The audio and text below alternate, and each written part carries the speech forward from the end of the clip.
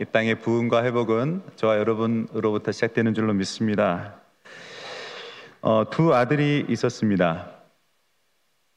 하루는 아버지가 맏아들에게 가서 얘야, 포도나무 밭에 이제 추수철도 되고 일꾼이 많이 모자란데 오늘 가서 일을 좀 해야 되겠다, 이렇게 일을 시켰습니다.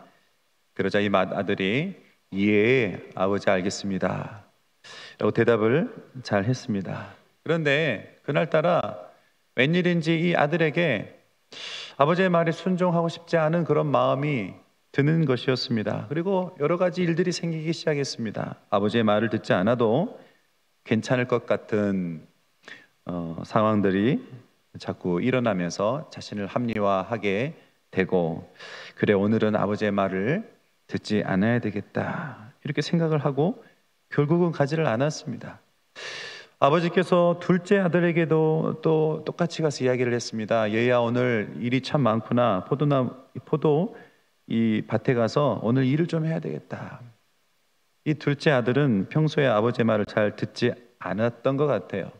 바로 아버지에게 실소이다, 내가 왜 그런 일을 해야 합니까? 이렇게 이야기하면서 저는 가지 않겠습니다 이렇게 대답을 했습니다.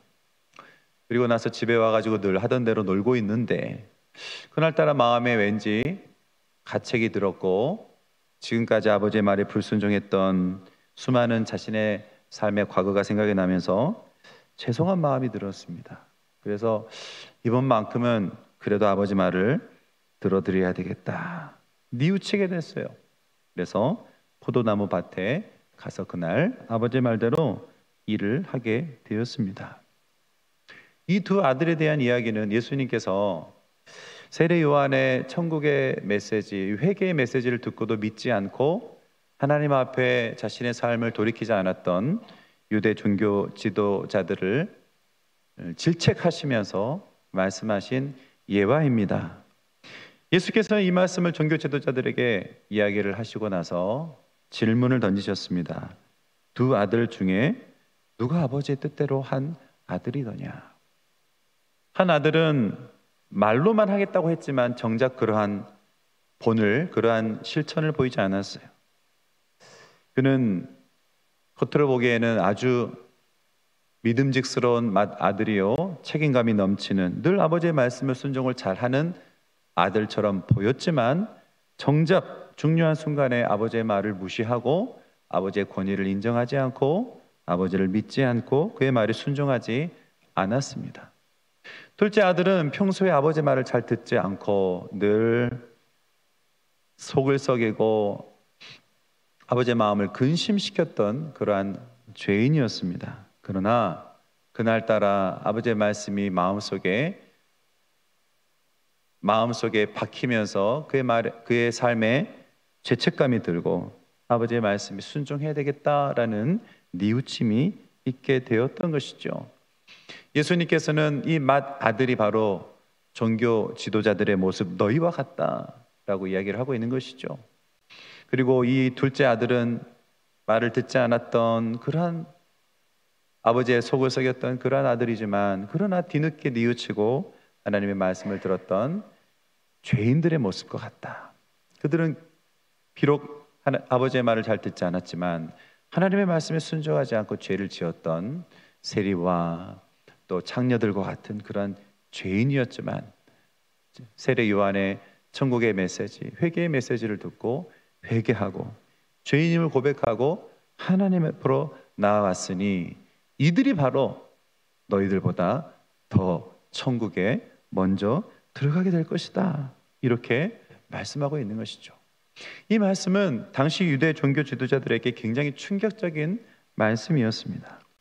이 말씀의 핵심은 무엇일까요? 말로서만 겉으로 하는 척 하며 행동으로 보이지 않는 그러한 믿음, 그러한 순종은 헛것이다라고 말씀하고 있는 것이죠. 이 유대 지도자들에게 이 말씀이 충격적으로 다가왔을 거예요. 오늘날 이 말씀 우리들에게 어떻게 다가오고 있을까요? 하나님의 말씀에 순종하지 못하는 우리의 삶의 모습을 돌아본다면 우리는 둘째 아들이 아니라 그리스도인으로서 오랜 신앙생활을 하며 그럼에도 불구하고 하나님의 말씀 앞에 순종하지 못하고 있는 우리의 모습에, 우리의 신앙에 부끄러운 단면이 있다면 늘 아버지의 말에 순종을 잘 하는 듯하나 결국 말씀에 불순종하고 있는 아들의 모습이 우리 가운데 있지는 않은지, 우리는 우리 스스로를 돌아볼 수 있도록 이 말씀 앞에 우리의 삶을 비춰 보아야 할 줄로 믿습니다. 우리가 맏아들처럼 하나님 말씀에 순종하지 못하는 이유가 무엇일까요? 그것은 아버지의 마음을 잘 헤아려 들으지 못하기 때문이 아니겠습니까? 해야 됨을 알면서도 우리가 그것이 아버지의 마음, 아버지 하나님의 나를 향하신 그 기쁘신 뜻을 헤아리지 못한다면 우리는 그 말씀을 순종하고자 하는 동력을 얻지 못하는 것이죠. 여러분, 우리는 오늘 아침에 담임 목사님 말씀을 통하여서 진정한 효라는 것은 부모님의 마음을 헤아려 드리는 것이다 라고 말씀을 들었습니다. 여러분, 우리가 하나님과의 관계에 있어서도 마찬가지 아니겠습니까? 주의 말씀을 순종하지 못하는 이유, 하나님 앞에 영적인 효도를 드리지 못하는 이유는 주님의 마음을 헤아리지 못하고 아버지의 마음이 내 마음 가운데 충만하지 못하기 때문은 아닐까요? 하나님을 뜨겁게 사랑하지 못하는 이유는 죽기까지 나를 사랑하시는 그분의 그 사랑의 마음을 헤아리지 못하기 때문이 아닐까요? 용서하라고 하신 아버지의 말씀을 순종하지 못하는 것은 우리를 용서하셔서 평화를 이루셨던 그 하나님을 그분의 자녀들인 우리가 닮아가기를 간절히 소망하는 그 아버지의 마음을 헤아리지 못하기 때문이 아닐까요? 저와 여러분 모두가 다 하나님의 마음을 잘 헤아려서 그분의 마음이 우리 가운데 부어져서 그분의 말씀 앞에 순종하는 저와 여러분들 되시기를 주님의 이름으로 축원을 드립니다. 어찌 보면 우리가 가장 순종하지 못하는 하나님의 말씀이 있다면 그것은 바로 복음을 전하는 일이 아닐까, 그런 생각을 해보게 됩니다.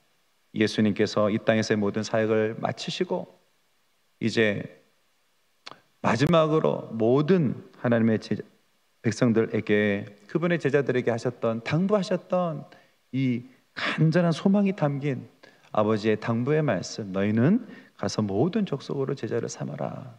아버지와 아들과 성령의 이름으로 세례를 주고 내가 너에게 분부하여 가르친 모든 것들을 그들로 하여금 지키도록 그들에게 가서 복음을 전하고 그들을 가르쳐라. 이 일에 우리가 순종하고 있지 못하다면 오늘 이 본문의 말씀을 마음속으로 늘 우리가 깊이 기억하여서 이 본문의 말씀에 담겨있는 아버지의 마음, 그 마음을 헤아려 주님 앞에 영적인 효도를 다 드리는 저와 여러분들 되시길 주님의 이름으로 간절히 부탁을 드립니다. 오늘은 사실 그 아버지의 말씀에 그 마음을 품고 그 말씀을 순종하여서 그러한 삶을 살고 계시는 귀한 분을 모시고 선교 보고를 듣고자 합니다. 말씀을 마무리하고 우리 르완다에서 사역하시는 고민수 선교사님의 선교 보고를 들으시면서 여러분 그 땅에서 하나님의 마음에 순종하여 주의 일들 감당할 때 하나님이 어떻게 역사하셨는지를 듣고 은혜 받는 시간 되어지기를 간절히 소망합니다. 기도하겠습니다. 사랑이 많으신 아버지 하나님, 오늘 이 시간 주님 앞에 나와 주님께 예배드리게 하신 것 감사합니다. 어버이 주일인데 우리가 육신의 어버이뿐만 아니라 우리 영적인 어버이이신 영적인 아버지 되신 우리 하나님의 마음을 헤아려 그분의 말씀에 순종하여 땅끝까지 이르러 주의 복음 전하는 그러한 자를 낼 수 있도록 인도하여 주옵소서. 감사와 찬양을 주님 앞에 올려드리며 예수님 이름으로 기도 올리옵나이다. 아멘.